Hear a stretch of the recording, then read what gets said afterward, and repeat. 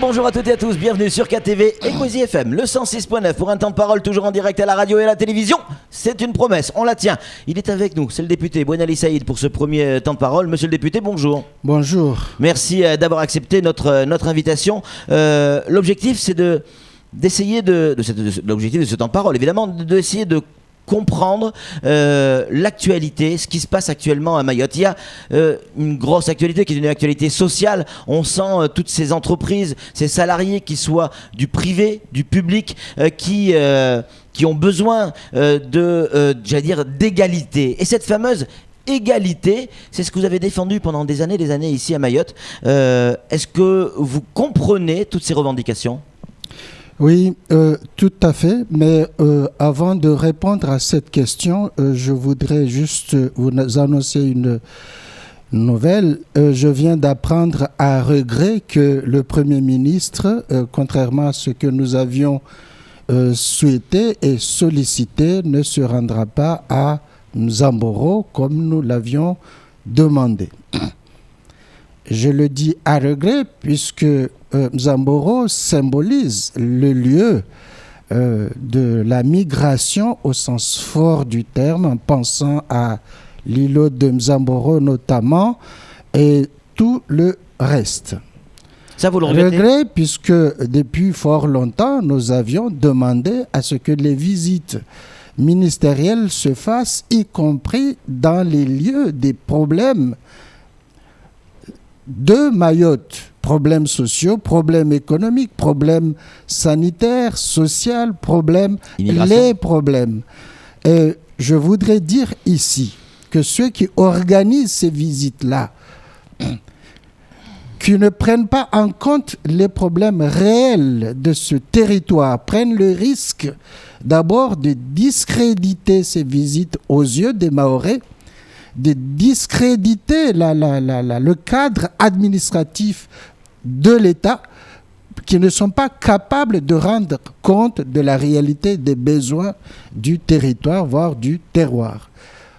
Je suis extrêmement déçu, donc, mais je vais faire le deuil de ma déception et je voudrais dire aux maires et aux cantons de garder sérénité, de garder l'espoir sur l'avenir, parce que je compte et je reste encore confiant sur la capacité du gouvernement de prendre en compte les besoins des Mahorais tant décriés au sens des citoyens, au sens des journaux, des médias, au sens de l'expression courante de tout un chacun. Monsieur le député, on est entre nous, il n'y a personne qui nous écoute, il n'y a personne qui nous regarde. D'accord ? Est-ce que vous estimez avoir été à la hauteur du lobbying nécessaire pour faire venir le Premier ministre à Nzamboro ? Je prends l'exemple d'un homme qui a réussi à faire venir le Premier ministre dans sa commune, ou une ministre de l'Éducation nationale, Saïd Omar Wali. Lui, il a fait le lobbying qui allait bien pour avoir la visite. Est-ce que vous avez été assez puissant en termes de lobbying ? Est-ce que vous avez été assez écouté ? Non, je pense que... Ça ne se passe pas comme ça ? Oui, tout à fait. Le problème peut-être ne pas être perçu de cette manière. Saïd Omar Wali, c'est celui qui a porté le candidat Hollande.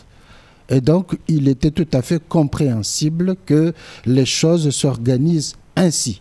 Et cette reconnaissance-là, à mon avis, pouvait se comprendre comme relevant. Mais vous êtes rentré dans la majorité également. Et effectivement, il aurait pu avoir une reconnaissance. Rentré dans la majorité, mais je porte la marque quand même de mes 44 jours, c'est-à-dire je porte la marque de Mabawa, et y compris l'expression publique de la misère de la population mahoraise. Certains ont dit que je faisais de la violence parce que c'est moi qui ai brûlé. En réalité, je ne savais même pas qui abattait les arbres, qui faisait quoi, mais je portais au haut, devant de la scène, tout ce que la population ressentait comme misère, y compris misère sociale. Maintenant, je me suis tu parce que je me suis dit qu'il y avait moyen de composer autrement. Mais comme les choses s'aggravent, Vous voyez, nous sommes contraints finalement de nous exprimer. Les choses sont très graves, je pense que vous le dites, vous le répétez, mais parfois nous nous disions que peut-être l'administration de l'État dans le territoire serait en capacité de dire qu'est-ce qui se passe en réalité à Mayotte. Vous estimez que la préfecture de Mayotte ne donne pas les informations du ressenti de la population quand il y a une visite ministérielle? C'est ce que vous dites clairement? Je ne suis pas convaincu puisque ça se saurait. Et même si ça se sait en haut lieu, je ne suis pas sûr qu'ils font suffisamment l'effort de dire que ces choses-là risquent de faire déborder la vase, si vous voulez.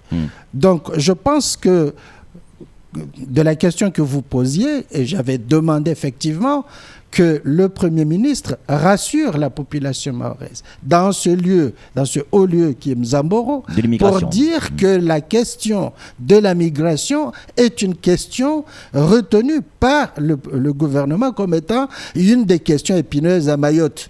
Mais est-ce qu'il faut entendre par là que l'autorité de l'administration locale ne comprend pas que Mayotte vit dans cette situation exceptionnelle de la migration avec tout le reste comme conséquence, y compris le problème de la délinquance? Le Mahorais ne refuse pas l'étranger, ça n'existait pas dans la culture du Mahorais. Mais quand on est saturé, quand on est arrivé à vivre et à interpréter cette situation au travers de la psychologie ou au travers de la religion, c'est qu'il faut dire que maintenant il faut se mettre debout. Alors comment? Ça veut dire quoi, se mettre debout, monsieur le député? D'abord, il faut commencer par en parler, y compris parce que vous étiez debout avant d'être député. Vous étiez dans la rue. Vous avez fait ce grand écart pour passer du côté de la politique, pour tenter de régler les problèmes de l'intérieur. Vous vous rendez compte aujourd'hui que ça ne marche pas? Ça veut dire quoi? Qu'on pourrait retrouver un Ben Ali debout dans la rue? Enfin bon, bref, non, mais je pense qu'il faut d'abord s'exprimer. Ouais. Et je regrette aujourd'hui que, je le dis, l'administration de l'État ne prend pas la mesure des difficultés économiques et sociales, des difficultés de la sécurité et surtout de l'interprétation de la place de Mayotte dans la région. Nous avons une diplomatie défaillante vis-à-vis des Comores, qui est dans un état de déliquescence. Nous avons la responsabilité, je dis nous, gouvernement, nous, État, n'avons pas la mesure de l'organisation de cette société d'un côté pour que par la suite, nous rentrions dans une coopération normale. Mais une fois qu'on l'a dit, monsieur le député, une fois qu'on l'a dit, une fois qu'on l'a... Voilà, ok, vous l'avez dit, très bien. Et maintenant, ok, c'est dit. Et maintenant, qu'est-ce qu'on fait? Est-ce que ça va enlever ce sentiment d'insécurité? Regardez la une de France Mayotte. Regardez, traumatisme du cambriolage. Tous ceux qui se sont fait cambrioler le savent ça. Ils ont le sentiment d'avoir été violés pour un simple vol de téléphone. Ce sentiment, nos concitoyens ont le sentiment d'être, de ne pas être entendus par qui que ce soit. Vous parlez de l'État, vous parlez de la préfecture, vous pouvez parler du Premier ministre, du président de la République. Mais peu importe, le citoyen a le sentiment de ne pas être entendu. Est-ce qu'on n'est pas en train d'armer la population? Alors, je vous ai dit, il faut commencer par s'exprimer et dire, pointe du doigt là où les problèmes se posent. Maintenant, il faut s'organiser. C'est quoi? Ça veut dire quoi, s'organiser? Qu'est-ce qu'il faut faire? Il faut se mobiliser. Bon... Écoute, c'est une question. S'il faut parler de la stratégie de mise en œuvre, oui. Je ne suis pas là pour vous dire que demain matin, je vais appeler le beau monde au parvis, République et autres, mais je pense qu'il faut effectivement re-rencontrer les citoyens dans leur tissu associatif, rencontrer les élus, poser des questions et leur demander comment faire pour qu'ensemble, nous prenions la mesure de ce problème. Est-ce que c'est aux citoyens de trouver les solutions? Sont capables. Il y a des politiques. Mais les politiques, c'est vous. Je parle des collectivités locales. Vous avez été élu pour dépenser notre argent des impôts pour trouver des solutions. Je suis d'accord avec vous. J'avais proposé que la société civile soit prise dans son élément organisé, c'est-à-dire le tissu associatif. Oui. Dans chaque village, organiser la médiation, y compris avec les collectivités locales. Je n'ai pas été entendu parce que je me suis dit peut-être, entre autres des considérations, on ne voulait pas que le Mabawa fasse exprimer une solution qui fasse ordre dans ce territoire. Bon, je me suis dit, bon, on verra. Peut-être que l'État avait raison, peut-être que je n'avais pas tout vu. Mais les problèmes s'aggravent. Et l'État continue à persister dans son orientation. Maintenant, il faut aller voir les élus des collectivités, voir les maires et leur poser la question, qu'est-ce qu'on fait ensemble? J'avais vu la gendarmerie. C'est incroyable, hein, vous avez cette capacité, pas vous personnellement, monsieur le député, mais les politiques d'une manière générale, quand il y a un problème, quand les citoyens posent une question et attendent une réponse des politiques, les politiques répondent par une question. Vous nous dites, eh bien, la solution, c'est de poser la question, qu'est-ce qu'on peut faire? Non. C'est à vous d'amener les réponses, monsieur le député. Oui, mais vous, pas vous personnellement, mais le monde politique. Tout à fait. Bon, c'est peut-être, oui, effectivement, il y a cette... Mais avant de s'organiser, il faut inviter les gens à se structurer. Moi, j'ai toujours pensé qu'il faut d'abord que les maires se saisissent de ces questions, interpellent le gouvernement, le président des associations de maires peut interpeller le gouvernement, justement, puisque celui-ci a la confiance, si vous voulez, du président de la République, du Premier ministre. Les maires peuvent s'adresser à leur président. Le président du Conseil général, qui a la confiance du préfet, peut interpeller le gouvernement via le préfet. Le président du Conseil général peut interpeller le Premier ministre à l'occasion de sa visite pour que nous ayons une réponse à haute intelligible voix. J'ai posé la question à l'Assemblée nationale. On disait, il y avait la visite de notre ministre de l'Intérieur, mais les statistiques ont démontré qu'en réalité, il n'y avait pas de violence à Mayotte. Mais maintenant, il faut que les élus, le président des maires, des associations de maires, le président du Conseil général et nous autres aussi, moi je vais au ministère des Outre-mer leur redire que la situation à Mayotte est grave. C'est au-delà même des questions à poser au gouvernement, parce que quand on pose une question, on a des réponses orales, alors que nous ici, ce sont des réponses concrètes en train de mise en œuvre. Vous, en tant que député, vous avez le sentiment aujourd'hui, à l'instant même où on parle là, sur ce plateau, est-ce que vous avez le sentiment de faire le job, de faire le boulot de député, si vous n'êtes pas entendu? Est-ce que vous avez le sentiment d'aller au bout de la démarche? Le problème, c'est pas de ce côté-là. Le problème, c'est que l'État engage des moyens à Mayotte, sauf qu'il y a un problème de gouvernance ici. Gouvernance politique ou d'État? C'est-à-dire conseil départemental ou préfet? Soyons clairs. Je parle de gouvernance de l'État et des politiques. C'est-à-dire qu'il faut qu'ils agissent ensemble. Le président du Conseil général, plus le président des associations des maires, plus les parlementaires rencontrent le préfet et lui disent comment nous faisons pour traiter de cette question. C'est possible et c'est faisable. Si le préfet ne le fait pas, c'est que je pense qu'il y aura de la mauvaise volonté de sa part. Il faut réunir, il faut que les Mahorais entendent que tous ceux qui sont au sommet se sont réunis pour dire comment ils traitent ensemble la question. Au moins ça.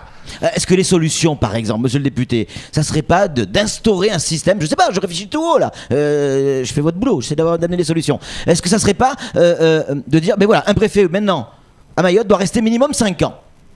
Il a le temps de comprendre, sauf s'il fait une faute, vol bleu, comme tout le monde, comme n'importe quel fonctionnaire, mais il doit rester 5 ans. Donc il a le temps de s'installer, de comprendre et de travailler les dossiers en profondeur. Là aujourd'hui, regardez Denis Robin, il est resté 9 mois.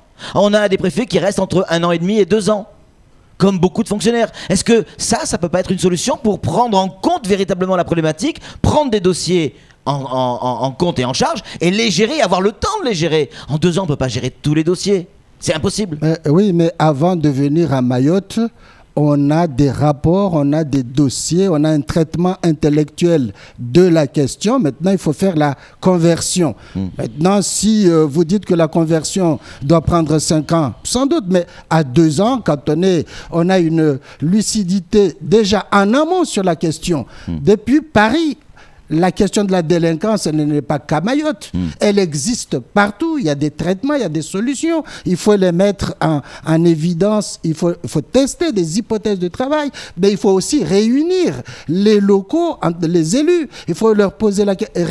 Ce sont des réunions régulières pour dire et évaluer avec ceux qui sont sur le terrain comment les stratégies de politique qu'on met en place marchent ou ne marchent pas. Vous parlez comme si vous n'étiez pas un élu. C'est vous l'élu.